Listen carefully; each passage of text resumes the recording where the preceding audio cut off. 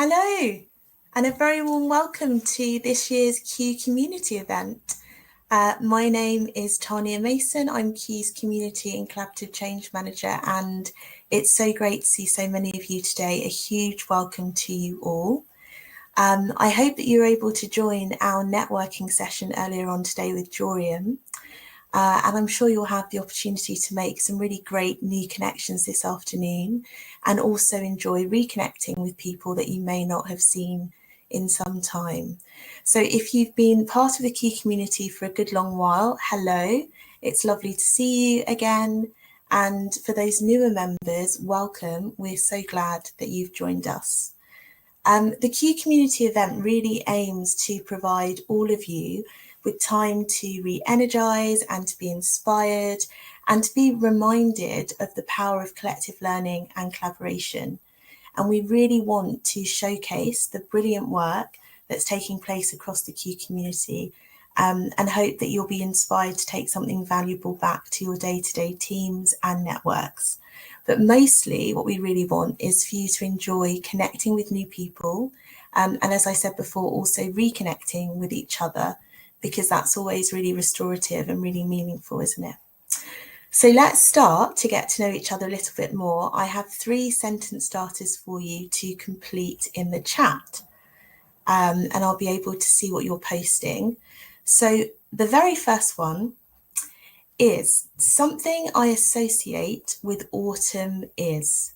Something I associate with autumn is. The temperatures have dropped, all the coffee shops have stocked up on cinnamon, adding it to our flat whites. But what do you associate with autumn? Do post in the chat. Hi, Jorium. Glad that the network session was grand.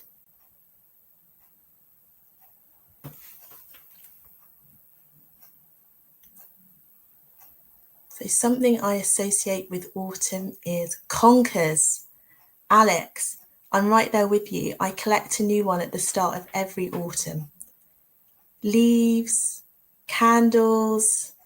Yeah, Charlotte, it's getting a little bit out of control for me on the candle front, I have to say. Mulled cider, loose leaf tea. Oh, these are really nice ones. Any more for any more?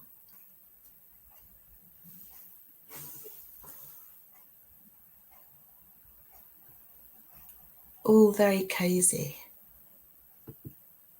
Soup, beautiful colours, red and yellow leaves. Raising panic about emergency care performance. Yeah, I think that's very honest, Stephen, and very true. Yeah. Some really lovely ones. Thank you. Okay, I've got another one for you. The thing that I find most valuable about being part of a community is, and this could be the Q community or it could be another community, but what do you find to be the most valuable part of a community, of being part of a community?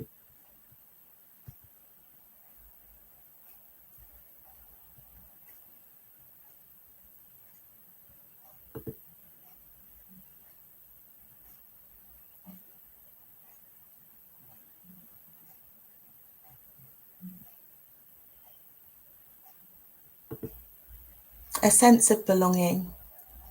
Yeah, that's a lovely one, Clarissa. The people, sharing ideas, validation. Hi, Daz. Connection with others, collaboration, peer support, constructive challenge. That's a great one, Elizabeth. Empowering others, colleagues who are in the same space, inspiring others, supporting others, meeting others, sharing ideas and knowledge, like-minded people. These are great. Learning about people's activities and passions. Lovely. All of the above, Jill. Yeah. Okay, one more. A conversation I am looking forward to today is. A conversation I'm looking forward to today is.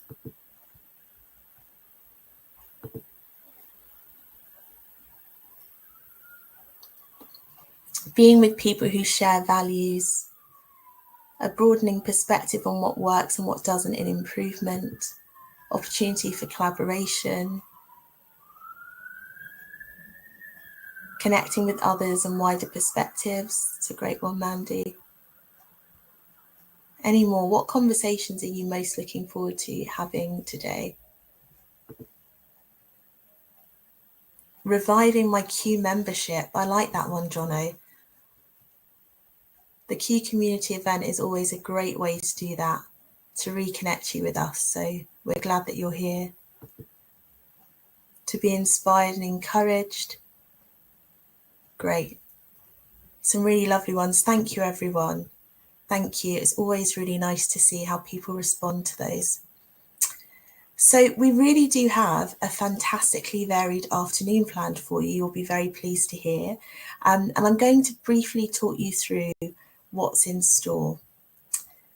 So following this welcome with me, we will be moving into our first content session today, and that will be on the changing improvement landscape, and it will be led by Libby Keck, who's our head of design and collaboration in the Q team, and Penny Pereira, our managing director. And I think this is really going to frame the day brilliantly for all of us. Thereafter, there'll be a comfort break around 2 o'clock. And following that, we'll have our second content session led by Darren Wright, who's Q's strategy and development lead. And he will be facilitating that session along with some brilliant guest speakers, Chris McCann, Goody Singh and Steve Black. And the session will be on the role that improvement can play in reducing waits and delayed access to care. We'll then move into some breakout sessions where you'll have the option of 2 sessions that you can join. One will be a sense-making session, so an opportunity to collectively reflect on the content that you've heard so far. And the other will be a Meet the Community Convener session. And that will be an opportunity to meet Matthew Meze, who's Q's community manager, along with Jorian Ramos and Maria Dorothea Skov, who are Q's community conveners. And there'll be a Q&A as part of that breakout option. And then this will be followed by the last of today's content sessions, which will be on practical learning on how co-design can support digital change. And that will be led by Spiller Godek, who's Q's Insight and Evaluation Manager, and Libby Keck, who is Head of Design and Collaboration, as I mentioned before. And they will be joined by Sadia Khan, Elsa Bosworth, Annabelle Burns, and Ewan Cameron. And then I'll welcome you back here and bring the day to a close at 5 p.m. So all of the sessions today are based around our 3 core Q themes, and you'll see those themes tagged in the agenda. And those themes are, the first is bringing improvement and digital together for sustainable change. We have a second on reducing waiting in ways that support broader transformation goals.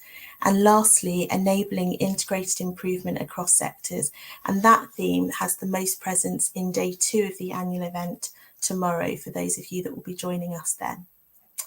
So before we move into our first session, I have some what I hope will be helpful housekeeping for you all. The content sessions that I just mentioned will be taking place within the SMOPME platform.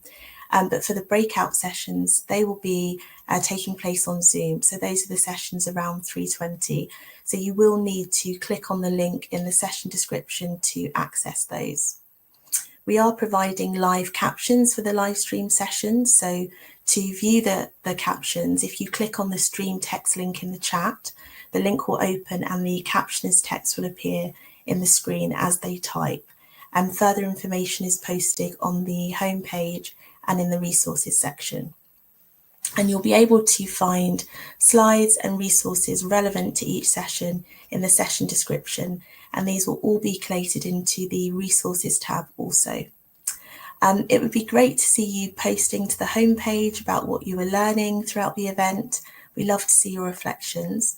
And as I said before, we really do hope that you will take the time to connect with others as part of the annual event. And you can see a full list of all attendees in the participant tab. And speaking of other attendees, there are lots of people participating in this year's event, which is great. But we know that it can be tricky sometimes, especially if you're a newer member, to know where to begin in reaching out to a new connection. So something that we hope might make this a little bit easier is our member matching opportunity. So If you fill out the participant matching questions, you will receive an exciting new match. I'm calling it the blind date of improvement. So we really encourage you to do that. It's a great way of getting to know who else is part of the community and who else is part of the event this year. And for those of you joining again tomorrow, just a reminder that there is also another round of impromptu networking at 9:15 if you would like to join. Lastly, and importantly, if at any point you're having issues with the platform or any of the sessions, please do go to the support tab and a member of the team will be in touch. So again, a big warm welcome to all of you. I hope you have a fantastic afternoon. I'm sure you will. And I look forward to seeing you back here later on. But for now, I'm going to pass on to Libby and Penny for our first session of the day on changing improvement landscape.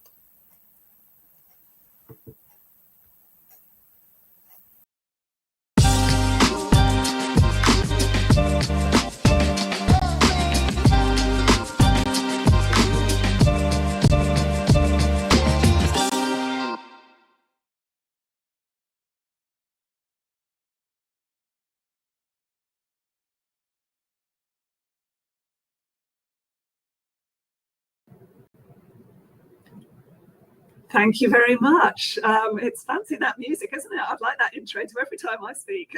Thank you very much for joining this session. My name's Penny. I'm the Managing Director of Q. Really excited to be here with Libby and with Aisha and Claire from the community and with all of you.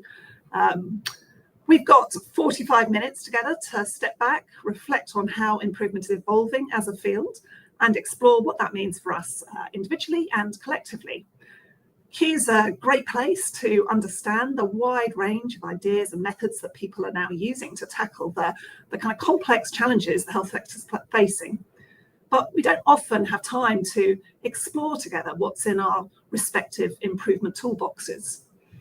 It feels critical that we do because otherwise we're underselling the contributions we're making. We lose opportunities to make more of what we have.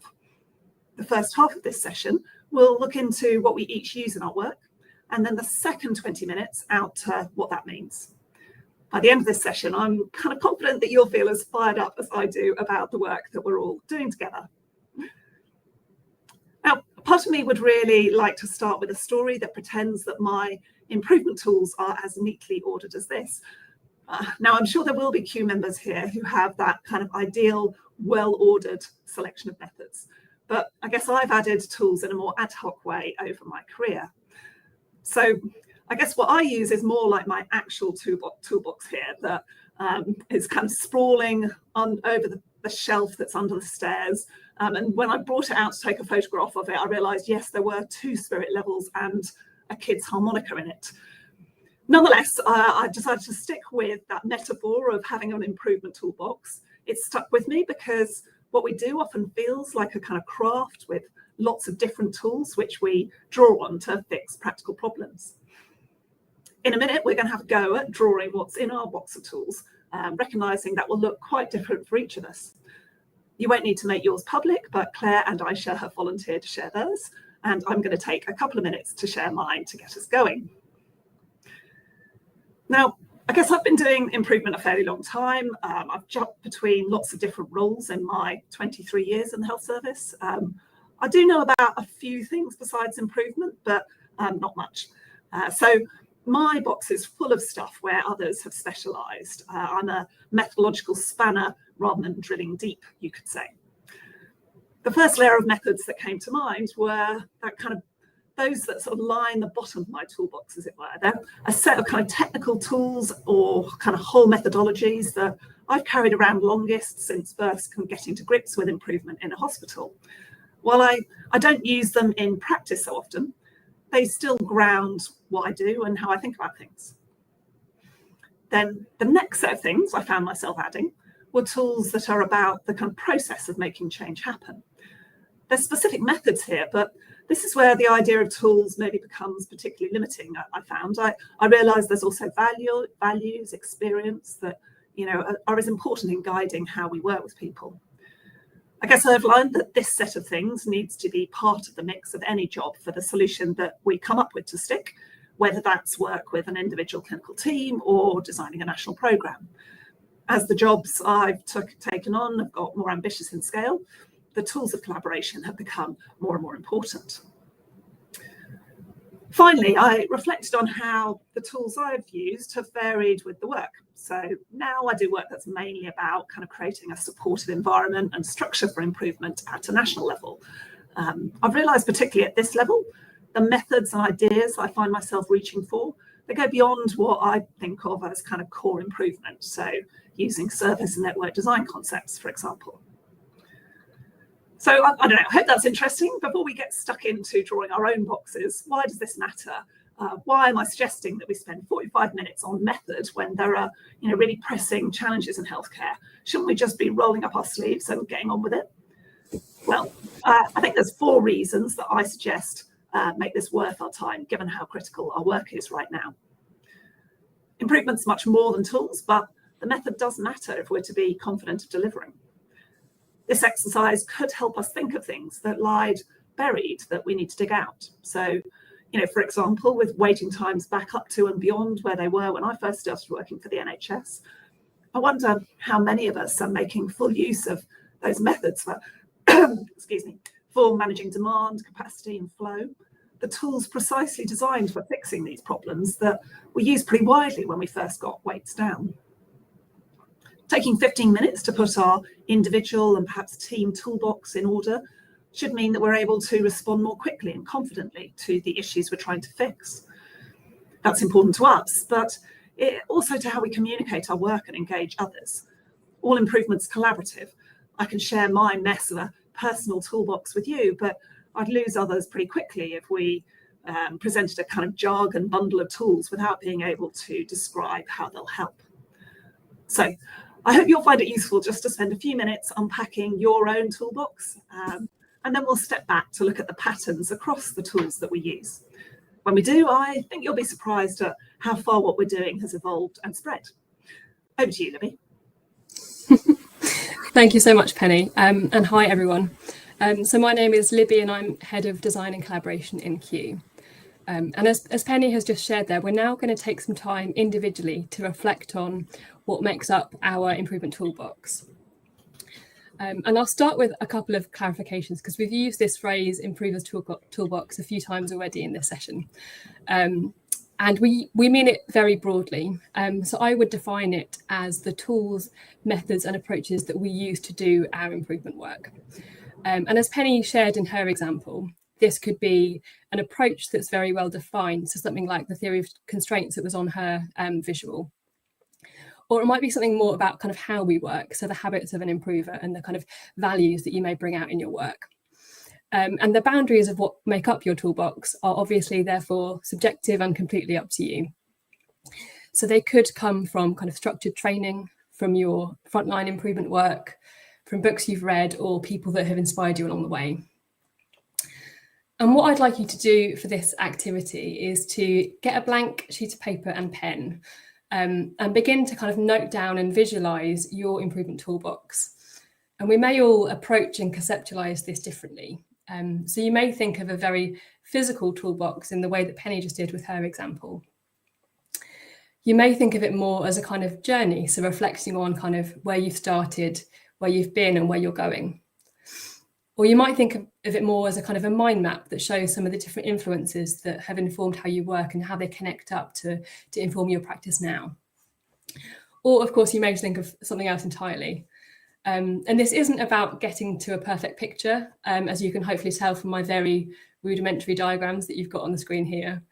And it's not about kind of bragging about how much we know either. It's more a chance for us to reflect on our own improvement practice and think more about kind of how we work. So you're going to have 5 minutes for this activity now. So we'll run through to about 25 past 1.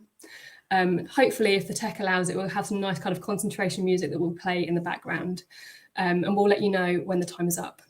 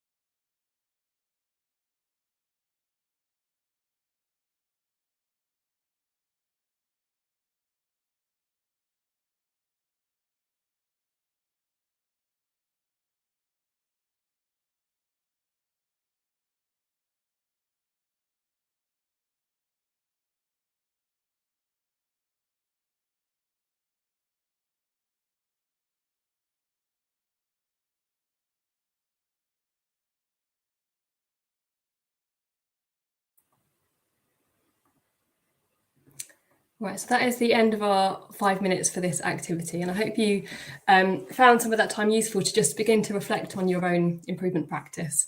And sorry that the music we promised didn't quite make it out of the screens. Hopefully that quiet time was useful. And we'd love to see some of the kind of scribbles that you've been kind of creating in that time after the session today. So please do share them if you're happy to.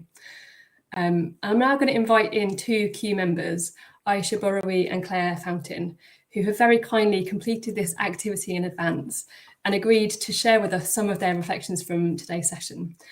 So Aisha is Clinical Research Fellow in Adolescent Rheumatology at UCLH, and Claire is Associate Director of Healthcare Quality Improvement at HQIP. And not only have they done the activity in advance, they've also very kindly shared their scribbles that they made as they went along. So when we call on them, we'll hopefully be able to see on screen the picture that they have created. So Aisha, I'll call on you first, if that's okay. And yeah, could you tell us a bit about kind of how you found this activity and what you observed from doing it?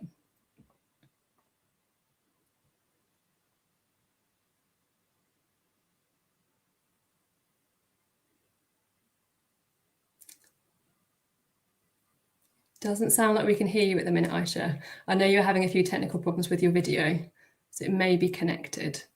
Don't know if anyone from the events team is able to help.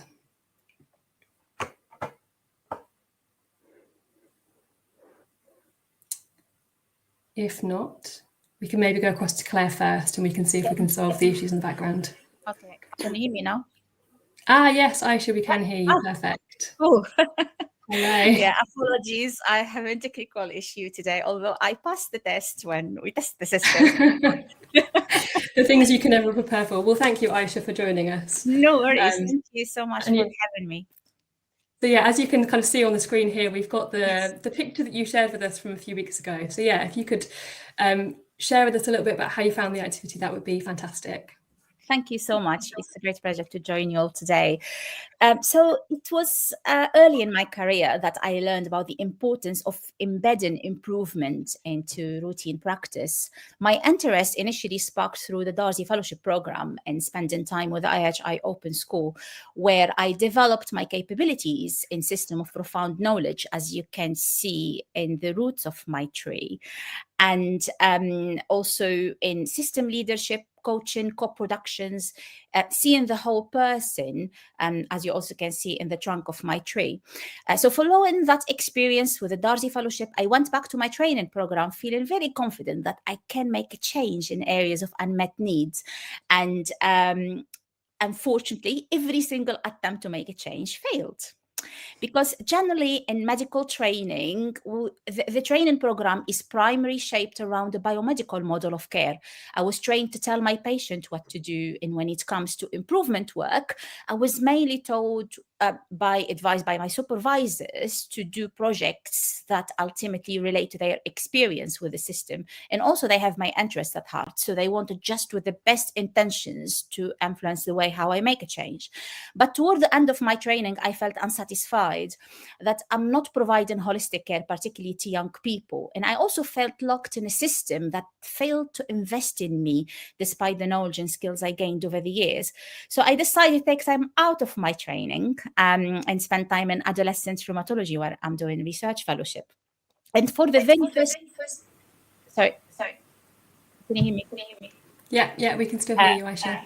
For the very first time in my entire training, I had the supervisor who told me to go for it. And I felt empowered, trusted, and supported in every single project I wanted to do. I was able to put my insights, particularly in relation to co-production, coaching, into action. And I mobilized my team, but importantly, young people receiving the service to be at the heart of our improvement journey. I delivered my potential over the last few years, and I equally supported my team and young people working with us to deliver their potential too. So in summary, if 80% of improvement is about people, then in addition to those core capabilities I described earlier, we need a system site, which as you can see in the top of my picture, a system site that invests in cultural diversity, that enable collaboration and connectedness, and use the lens of equity to mobilize people from the margin to the mainstream. We need a system site that is more reflective in the system that normalize lived experience partnership, a a system that help everyone to learn and grow, an organization to deliver their full potential. I hope you find my improvement tree useful, and I really look forward to hear from Claire. Thank you so much, Aisha. And I love how you've kind of conceptualized this here as a tree with, as you say, there's kind of roots and foundations and then what's kind of grown from it. I think as well, there's so many themes in what you described in your journey about kind of, starting with the kind of very technical side and then realizing how much it matters about the kind of conditions that you're in and how that can support your work to be more successful. So so many interesting topics that you've shared in that short snippet. So thank you very much for sharing your experiences. I'll now call on Claire, if that's okay, to share yours. Brilliant. Thanks very much, Libby. So when I did this exercise, I found it more difficult than it sounds. And I found that my thoughts were just bouncing around like a pinball machine, because there are so many different situations and different skills and techniques that I've used over the years. And I didn't therefore have a kind of neat list of technical skills, people skills and temperament, but more of a mix of interconnected and overlapping ways of thinking.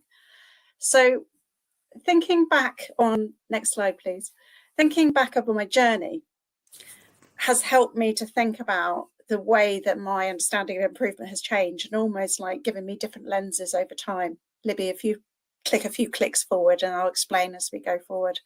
So my journey, starting from the left and going round to the right, has been almost like a kind of quest for that holy grail, that complete understanding of all approaches to improvement. And we're all taught in education, we want to get to the end, and we want to get a gold star, and we want to be told that we've achieved it. But I found the reality is that no matter how many qualifications you do, masters, all of those things, there is never an answer, and there's always more to understand. But also, no matter how deep your technical knowledge is, actually everybody brings different perspectives to the party. So my personal journey started seeing work as interconnected processes, then starting to learn about human factors and the role of psychology, then starting to see the other wider assurance related activities of pursuing quality in a coordinated way. Then I moved on to thinking about the patient perspective, then looking at Lean Six Sigma, then looking at culture and an OD, and compassionate and inclusive leadership as a precursor to quality improvement. And that journey of kind of trying to understand everything just brought me back round to the beginning, in terms of actually I'm now a generalist, and that suits me because my brain works that way. That's what I enjoy doing. But I also really value working with people who specialise in these different areas. It's 15 years since I did anything in patient safety. I keep those principles, and those principles are still really useful in my current work. But I don't have that depth of knowledge and experience in that area, and things have moved on. So when I look back, for me, it's about the ways of thinking, the perspectives, and the connecting concepts that have stayed with me throughout. And for me, improvement's always been about curious and asking, okay, what am I missing? And really accepting that anyone with a different view to you is not necessarily wrong, but maybe they're seeing something that I don't. Right, going forward, I can see lots of my skills will be useful, and some more useful than others, but the landscape is always changing, and I still feel passionately that our profession has a lot to offer, and particularly things like having that systemic view of improvement, data-driven approach to learning, co-production, all of those sorts of things are going to remain to be really important going forward. I do wonder as to how some of us who are generalists and some of us who are specialists, can work better together so that we get the depth and the breadth. But my views on improvement have definitely changed over time, and reflecting on what my skill set is, where my strengths are, what type of improvement gives me joy and energy, and where my gaps are, kind of reminds me that I don't have to find the answer, and actually just challenging myself to learn more and more and more isn't necessarily going to give me what I need. And actually, the whole point at Q is that more of us is better than one of us. And actually, it's about how we can connect and work together. So thank you for the exercise. It was a really useful reflection. Thank you so much, Claire. And done a brilliant advert, I guess, for what might be some of the conversations that come up as well over the next few days when we're thinking about this moment of the community coming together. I love the way you've kind of spoken through to us about kind of the layers you went down, I guess, of kind of processing this. And what really sticks with me from what you're describing is this kind of ever-evolving nature of improvement. As you say, that's partly about your own kind of journey that you've been on, but it's also about the breadth that is included within improvement, which I think is a really important part of how we work, but also, I guess, poses some challenges that we might get onto when we hear next from Penny.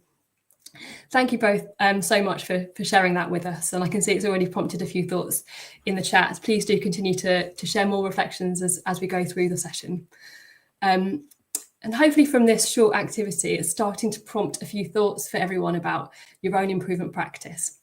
Now, we won't have time to get into them now, but just on this next slide, there are a few questions here that you may want to come back to if you've enjoyed this activity so far, to think a bit about kind of what meaning and conclusions you can take from this.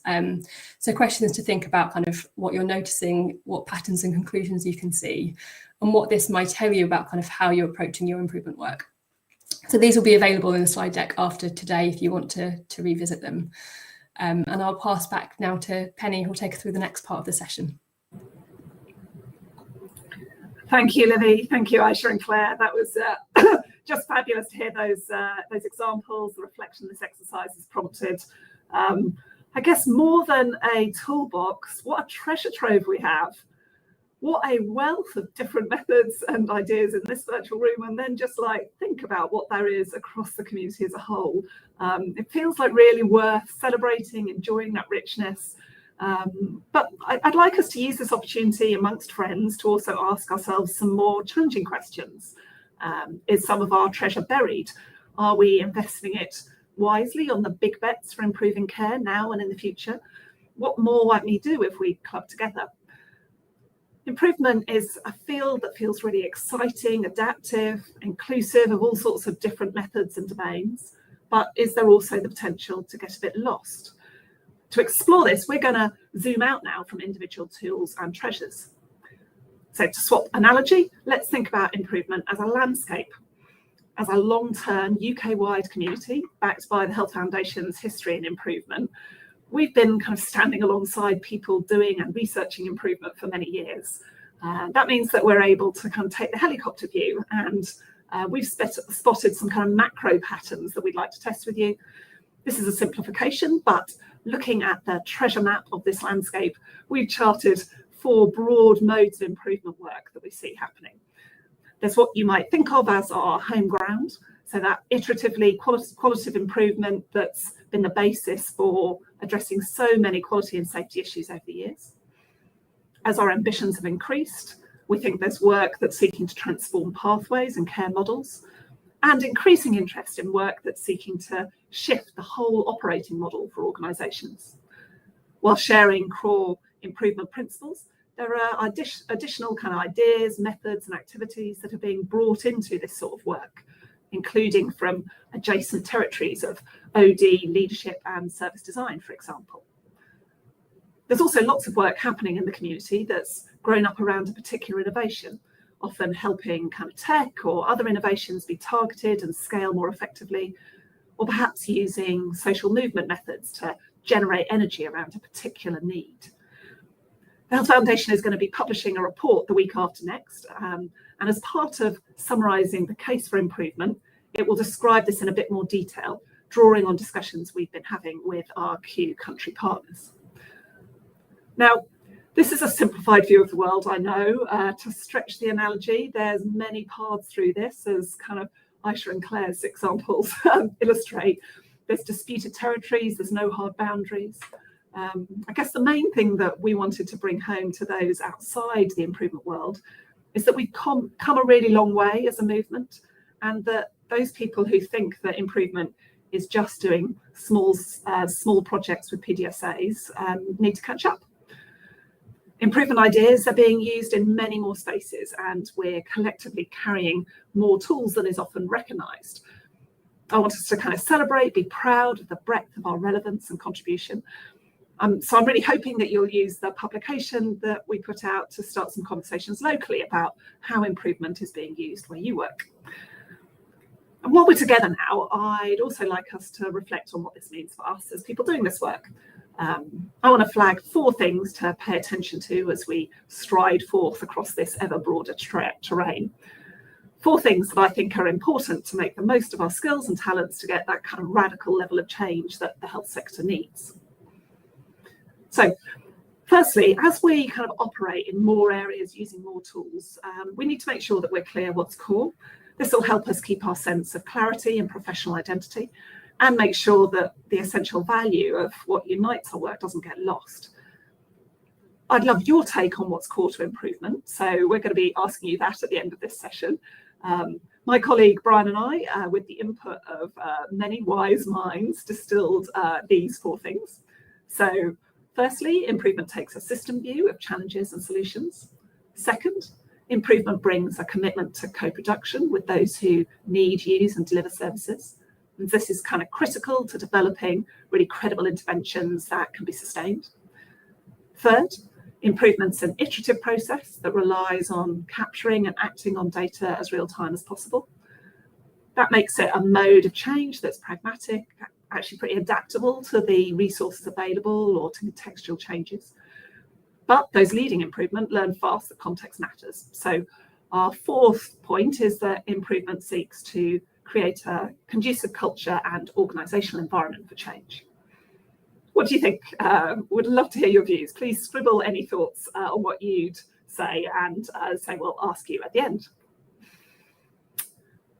There's great strength in having a wealth of different tools and drawing freely and creatively from other fields, but we need to make sure that we don't lose the integrity of these methods as we mix and match. To jump back to the toolbox analogy, I guess I sometimes worry that some of the tools that I've accumulated over the years have become a bit rusty over time. Long separated from the instruction manual when I was first trained, I might no longer quite remember the detail. I'm pretty sure, for example, that I apply the Pareto principle perhaps right at best 80% of the time. As we kind of delve into our boxes in haste, do we risk drawing selectively from methods without the measurement rigor to know if we're always making a positive difference for everyone? Our learning from the community's work during COVID suggests that was a concern for quite a few of us. Diversity of methods gives us the fantastic ability to accumulate lots that's useful, but we need to make sure that doesn't crowd out the time to always choose wisely the right tool for the task. Thirdly, as we extend the range of activity we're doing, there's the opportunity to think more about how these different modes of improvement can combine for greatest impact. Often the 4 different modes of improvement activity I described are resource and led as kind of separate strands of work. From where I stand, we often do QI projects without the kind of structured framework of an organisation that's prioritising and supporting improvement overall. We often talk about making big transformational pathway changes in the health sector without leaders factoring in the need for each of the teams within the services involved to have the skills and time for iterative problem diagnosis and process redesign for their bit. Without that, it's then really hard to embed and realise the benefits from the big vision. And all too often it feels like we're treating innovation and improvement as kind of separate spheres, with improvement projects perhaps working incrementally when they could factor in more radical solutions. Ideally, we'd be pulling in the innovations that are most likely to meet the needs of the population and the overall kind of macro redesign goals. But the reality is sometimes more haphazard and maybe supply driven. One of the things we have in the pipeline for Q is a framework that we're developing with our country partners to help those leading strategic thinking in health and care systems to understand and make best use of the range of modes in which improvement work can support system goals. This is something that will be developed as part of the local system partnership we're developing with NHS Confederation. This is the next big opportunity for achieving impact at scale, I believe. I hope you're feeling excited too about kind of how far and wide we've travelled as a community, maybe thoughtful of some of the things to pay attention to as the breadth of our work is growing. I've shared a few here. I would love to hear your thoughts in the chat. I guess I want to leave you with the importance of purposeful collaboration to stay on course. In an increasingly broad movement, our time together can help reinforce and refine what we share. I hope you'll have time to reflect and rejoice in that over the next few days. Q helps us connect with a wider set of people with diverse expertise. As the work we're doing grows, it's going to be all the more critical to have friends you can turn to who know more about things that you're less expert in. Q can both help you do that within the network and build the kind of skills needed to all the time work effectively in multidisciplinary teams when delivering your improvement work back at base. This ability to collaborate effectively with people with diverse expertise is going to need to develop in parallel and kind of keep pace with the ambition I described to connect different methods and modes of activity for a more coherent and impactful strategy overall. It's perhaps not surprising I'm ending on collaboration. Since Q started, the skills of collaboration have emerged kind of more and more as at the top of the box when people look to Q to share and get support. That's not what we thought we'd be focusing on when we started Q, but you tell us that the ability to co-produce and work well with others is as critical as any classic improvement science expertise. That's informed our recovery mission that overarches the three themes that Tanya mentioned at the start. We want to make the most of how collaborative improvement can engage people for more sustainable change at the scale that we need. The strength of Q is that we've been flexible in the types of improvement experience that people need to show they have to join the community. We're thinking of taking this further to explicitly recognise the distinct skills of collaboration and collaborative working as a domain that we kind of recognise and celebrate. We might have people who join Q because they're particularly engaged and expert in this, for example. Thanks to what we're learning from you, I guess this session shines a light on how we're in effect redefining and expanding what improvement is. We think kind of positioning collaboration as core to improvement is an important part of that, and we're really interested to know if you agree. I'm going to hand to Libby now to get your reflections. Thank you, Penny. And I think what Penny has shared there speaks really well about the value and opportunity of improvement, as well as presenting for us a few challenges maybe about how we consider our improvement practice and the role of improvement in recovery. So we're going to use some polling now to kind of understand how you're reflecting on and responding to what you've heard from Penny. And I guess maybe by a word of warning, they're quite big questions that we're asking you to respond to with quite small answers. So respond as you see fit with your kind of initial reactions to these. The first we're going to do is a poll that's hopefully going to appear as a word cloud. And the question we'd like you to consider for that is, what is core to improvement for me? And hopefully it will appear on the kind of right-hand side of the screen where the chat is.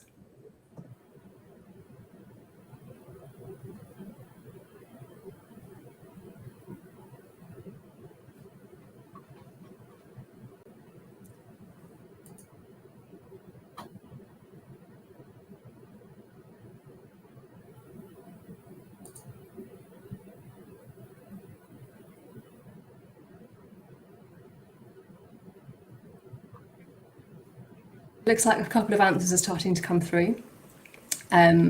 Collaboration and people. Curiosity, as we heard from Claire at the beginning. Equity. Oh God, it's very jumbly. Focus on relationships. Vulnerability, which I think in some ways sits alongside the kind of curiosity. A few people mentioning systems view again, which came across in what Penny was sharing.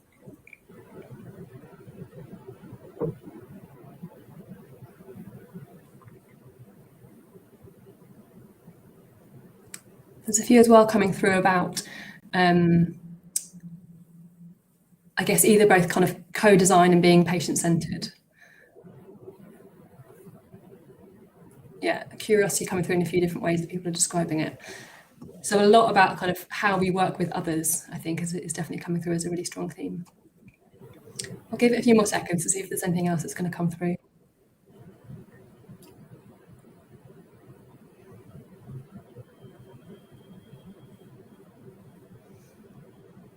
It it looks like it's kind of settling. And I mean, yeah, I mean, from what I can see, that feels like a very strong description of how I understand improvement. Penny, is there anything that you want to kind of respond on it before we move to the next question?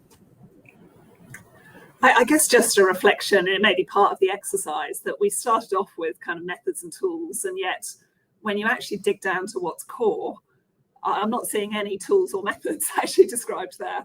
It's getting to a deeper level of principles and ideas. It's really interesting to see. Thank you. Now the next question we're going to do in the chat rather than in a word cloud, so it's in the back to the kind of Q&A section that some of you have been typing in already for this session. And this is more of a kind of future facing question of, we'd like you to think about what do we need to do more or less of. And if you could make it clear, I guess, in your answer about whether you think it's a more or a less, that would be very helpful, just so we can respond to what you're sharing.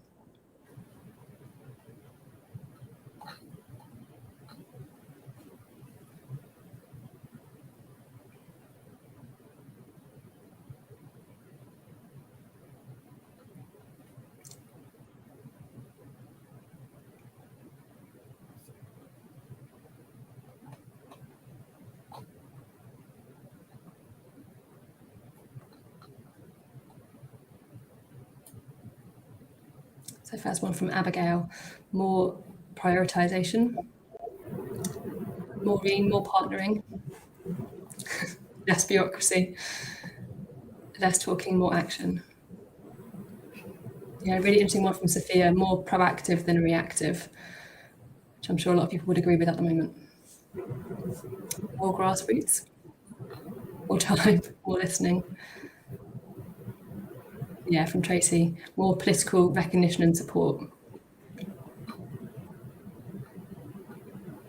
Interesting to see accountability up there, Libby.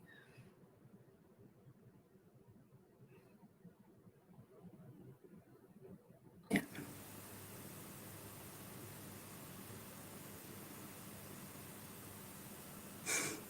More integration and less dithering. I could do with that list though.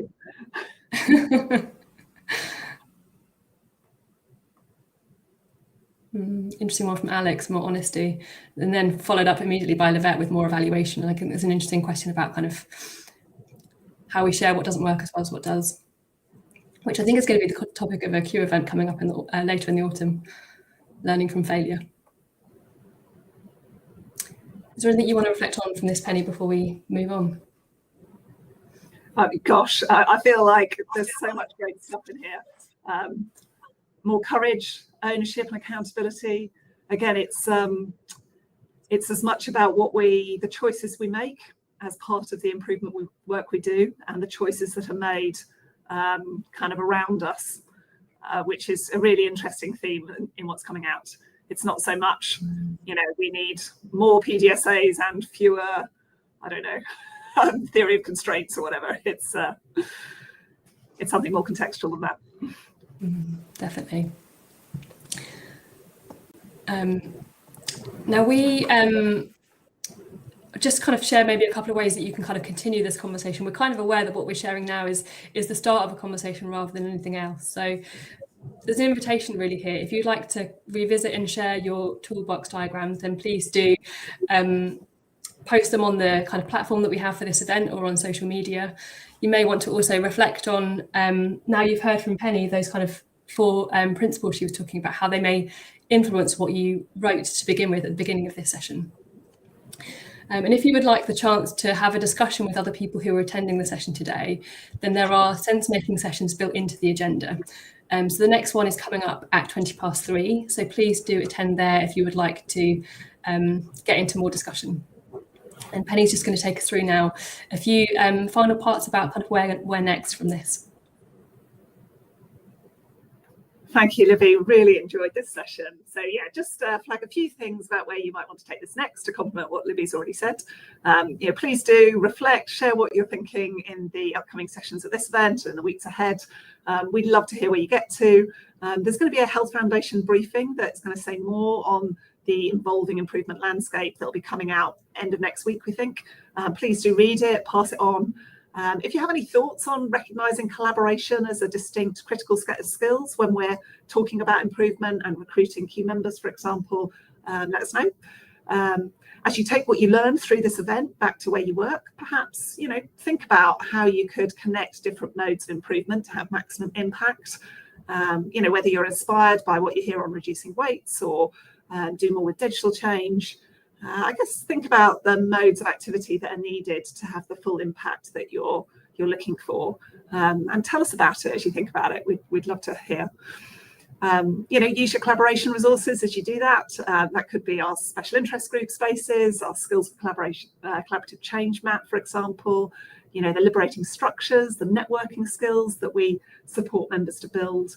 As I say, over the years, we've responded to what members have told us, and there's quite a lot now within Q. And please, watch this space, get involved in work happening across your local system. Building on the theme of working across methods, the first output from our really exciting new partnership with NHS Confederation shares some principles for working across boundaries to develop shared improvement approaches. There's a session on that tomorrow as part of this event, as well as having just put something in the chat. I think that brings us to the end of this session. It leaves me to thank our speakers, Libby, Aisha and Claire, and to thank you for taking part. Together we're redefining improvement. I can't think of a better 5,000 people to do it with. Please tell our external evaluators your experience of Q to help guide us to be as useful as possible. And we deliberately left a couple of minutes at the end of this session. We'd really love you to complete a quick poll with some focus feedback on this session. That's going to pop up on your screen now. Thank you, and look forward to seeing you through the rest of this event.